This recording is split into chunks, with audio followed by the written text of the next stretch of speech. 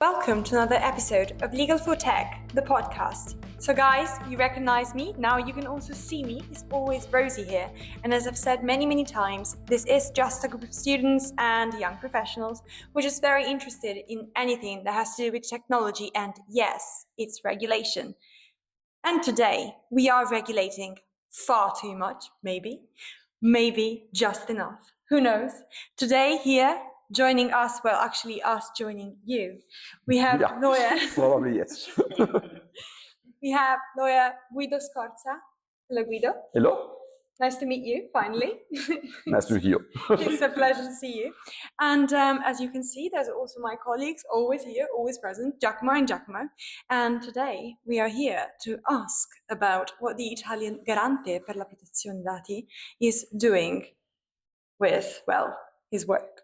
So let's get a head start. So you have built an impressive career at the intersection of law, technology, and policy, shaping AI and privacy regulations in Italy and beyond.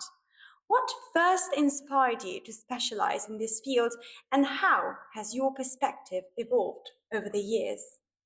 Many thanks. To be honest, probably the most honest answer would be that I can't remember, because I wrote my thesis on computer software protection between copyright and patent in 1995. Then many years ago, and probably I simply choose this kind of matter because my passion for IT and for law then was the way to combine two very important passions. After that, I had the chance to meet Giovanni Buttarelli and Stefano Rodotà in this order, and I was lucky enough in the years followed to become friends of both.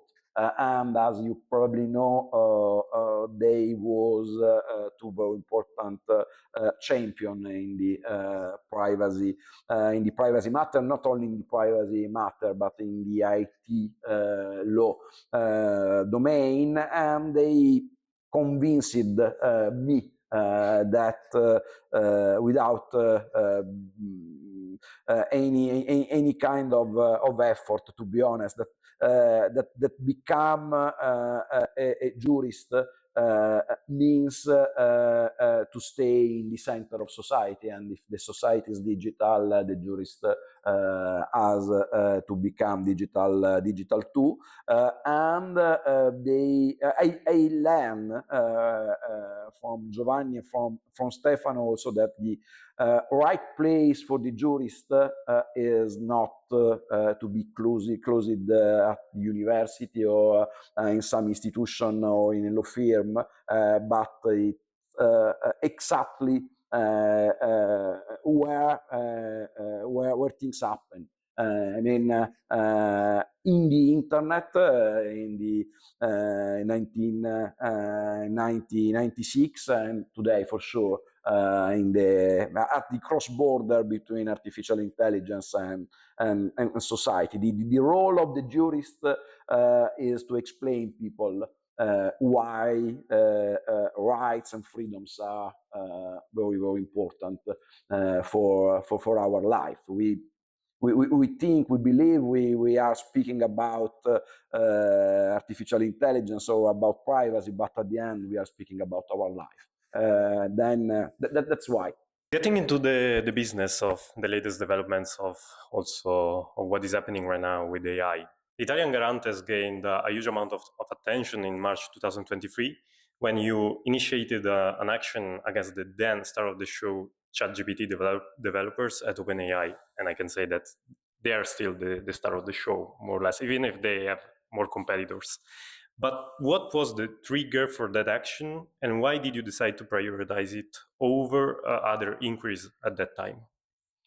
Many thanks for the question. To answer, let me remember again Stefano Rodotà when he said that when regulation doesn't arrive in time, technology itself become a form of regulation and shapes our life and the destiny of society at the place of regulation. Then when we talk our action against our OpenAI, we did exactly to remember to industry and to market that regulation is something more important than industry, or I mean that industry can do business, but inside the framework coming from regulation, and you can't, as industry, override regulation with technology. Yeah, the problem is always the same. I mean, the problem is about timing. We need to consider that it took 62 years for the car to reach 50 million of users, and it took 7 years for internet to reach 50 million of users, but after that OpenAI reached 100 million of users just in 2 months. Then when someone asked to me, but why urgency, why you choose this kind of approach, the only possible answer in my opinion is that otherwise we will let to industry to overwrite regulation coming from parliament and from government. Then we simply hadn't a different choice. We simply hadn't alternative, in my opinion. The urgency is the only way to try to orient the market, and my idea here is that we have not to stop, we have no reason to stop innovation, market or industry, but we need to orient industry, market, technology in the right direction. And the right direction is always the same. I mean, the right direction is to increase the human well-being. That's why we like innovation. Then regulation simply need to guarantee that innovation take the way of the increasing of the human well-being and not the others, not some others way. Since then, the Italian authorities have become particularly representative of the European effort to protect user personal data in relation to AI systems. What's the reason behind this specialization? Is it a pure coincidence, or would you rather describe it as a determination? I don't believe in the coincidence in the life. We have always some reason for what happened. In this case, my idea, it's very difficult to say why we become for someone one of the most influence authority in the artificial intelligence domain. But my idea here is that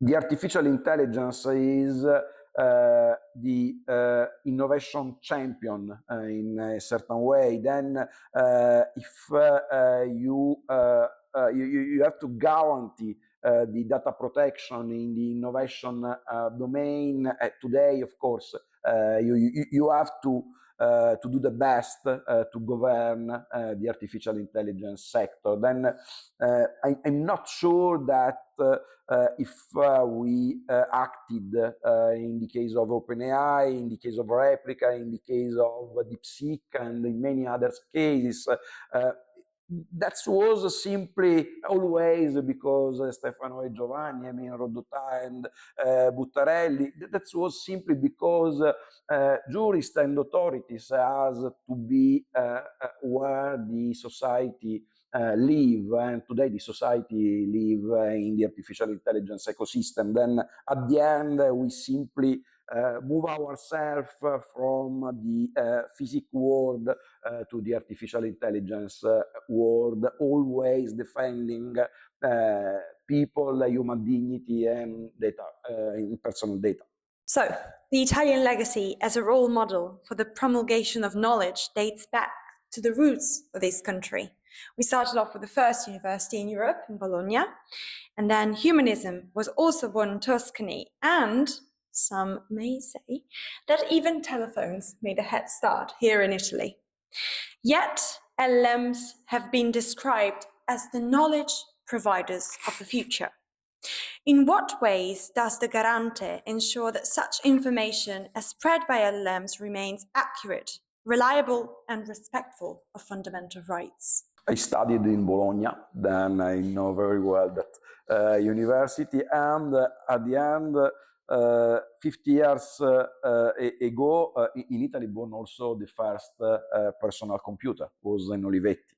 Then that's true. We always had a very important role in the spreading of culture in any direction, and I hope that we are not leaving our role and our position to LLM. To be honest, I'm not able to think that the next knowledge providers will be LLM, also because LLM are not designed to be information or knowledge or I don't know providers. They simply are designed to generate some contents, but that's all. Then I know, of course, I know that people are asking to LLM as they asked in the past to some sages or I don't know, some expert in different domain, but that's the problem because we need to educate people to the life with LLM and in general with algorithm, and we need to explain to people that LLM are not knowledge providers, because otherwise we will have some very, very important problem, simply because LLM are not in the condition to guarantee, for instance, the truth. Then it's simply a very difficult society, the one in which we will leave this kind of role to LLM. What we can do as data protection authority, let me be very, very honest.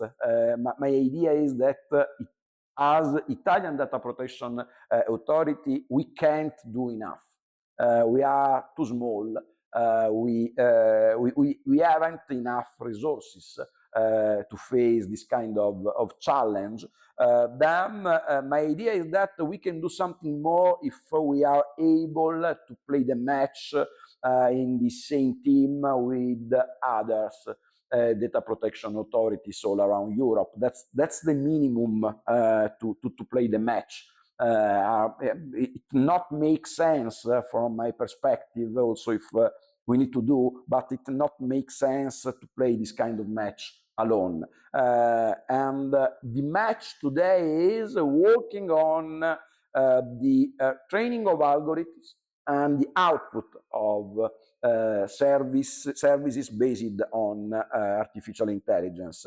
We need to work on the training of algorithms in the sense that I'm not sure that artificial intelligence at a certain point of their life it becomes intelligent, but if yes, it's only because data. Because the data set used to train algorithm. Then if we are able to govern the training phase of algorithm, probably we can influence the artificial intelligence services.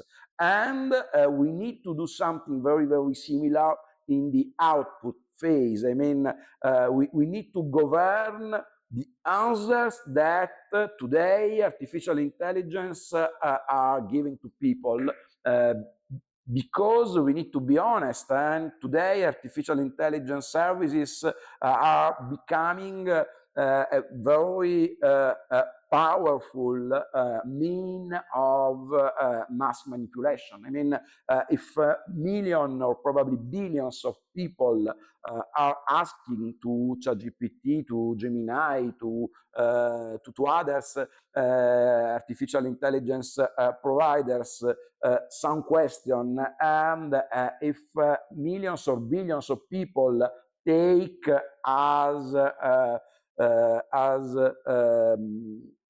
true the answer that they are receiving from artificial intelligence services, at the end we can say that society will think, will believe, will move in the direction suggested by LLM, by artificial intelligence. So that we need to work also on the output, in the output phase, to be sure that the answer is correct for which regard the data protection regulation. Of course, after that we have many different legal domain in which we always need to work on, but from our perspective as data protection authorities, that's the most important. May I ask you a quick question? Yeah, of course. How do you ensure that's not censorship? Very interesting question, not easy to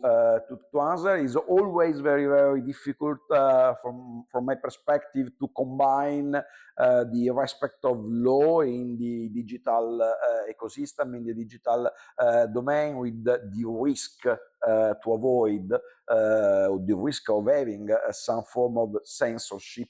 But yeah, my first answer would be that probably we need to work more and more on education. I mean, I don't like the idea that digital platform and obviously also digital services based on artificial intelligence can say something, can't say something, have to avoid to speak or to write about something. My idea is that we need to work more on education of users, in the sense that we need the ability for the users to interpret in a certain way what they can read online, the answer coming from algorithms or artificial intelligence services. I mean, nothing really changed from the situation we had in the past with the radio and television. We hadn't a real control on radio, on television, on newspaper. I can say luckily we hadn't, and at the end we try to educate people. Probably we didn't reach the result at the best, at the maximum level, but we tried to educate people to understand that any television, any radio, any newspaper had a position and had some ideas. I mean, it's not very difficult, in my perspective, accept the idea that online you can find many different opinions, idea, fact, and false and truth, for sure. And you simply need to manage this kind of content.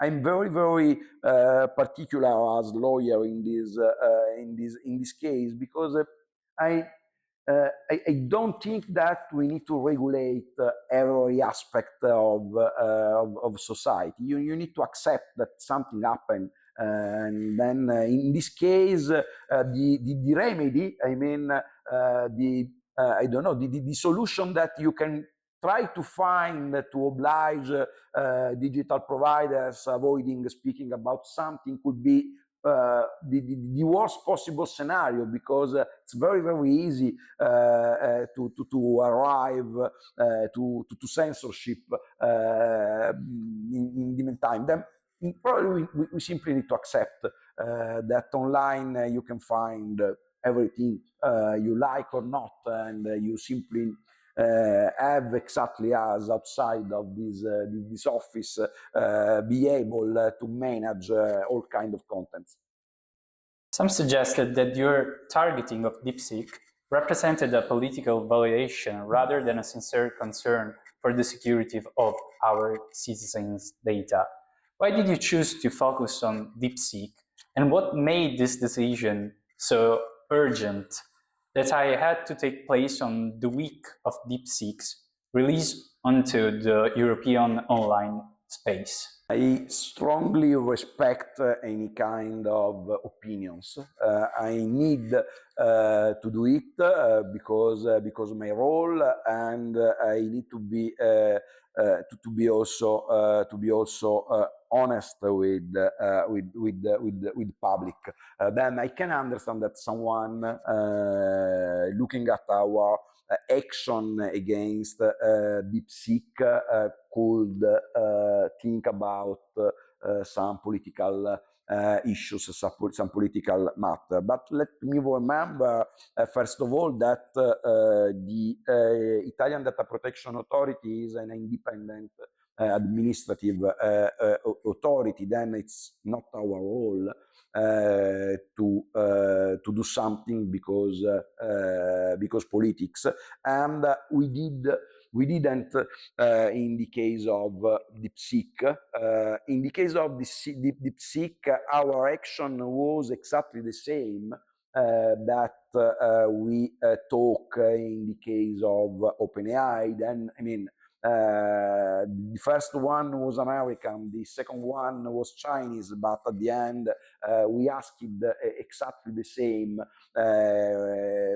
looking on the left and looking on the right. In the case of this DeepSeek, the reality is very simple, because before the adoption of our decision, we wrote to DeepSeek simply for asking some information about their activity and, of course, the personal data process behind the services, and they answered in just one day, saying that they wasn't in Italy, but they was in Italy, and they didn't plan to be in Italy, but they was in Italy again, and that because the first two answers, the GDPR was not applicable to their activity, but of course the GDPR was applicable because they was in Italy too. Then at the end, again, exactly as in the case of OpenAI, also if for different reasons, so we hadn't any real alternative. I mean, we had to act, because otherwise we left industry overwrite our regulation. Then we simply order to OpenAI to stop their activity in Italy, and it's very curious that